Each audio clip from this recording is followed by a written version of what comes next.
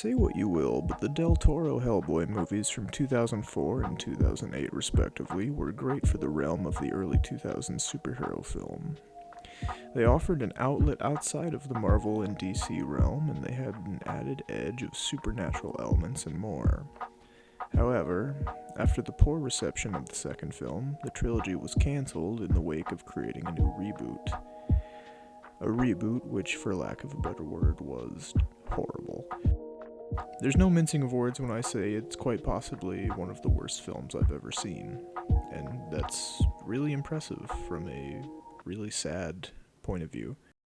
The 2019 reboot just seemed like it took every single possible chance to make the wrong choice, and in doing so became a hot mess all around.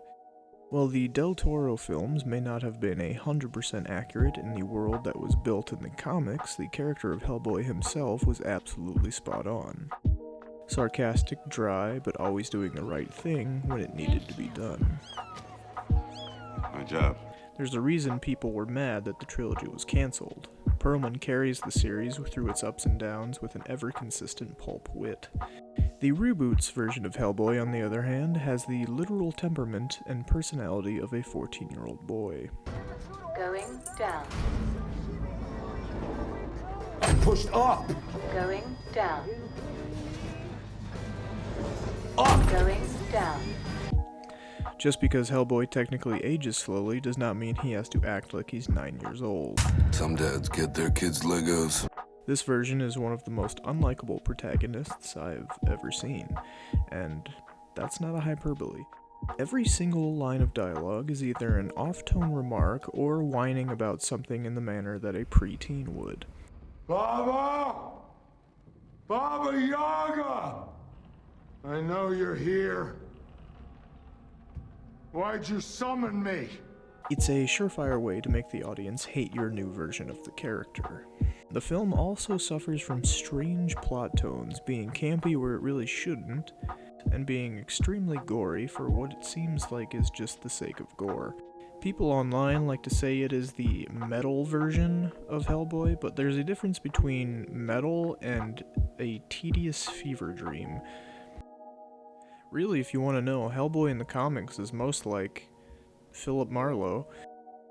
He's a noir detective, he speaks in long, pulp detective magazine inner monologues, and has a dry wit when faced with horrific situations. The 2004 film got this pretty close to accurate. So why, then, was the choice made to make the 2019 version an irredeemable 14-year-old? There's trying to make your version different, and then there's trying to make the character unrecognizable.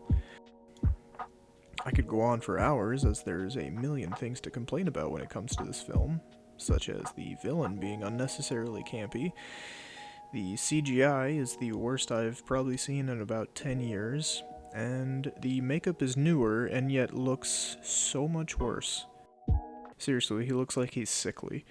The plot also juggles too many characters, and Professor Broom is pretty much irredeemable. I think the best example of pointing out the difference between these two characters' interpretations is one single line. Hey! I'm on your side!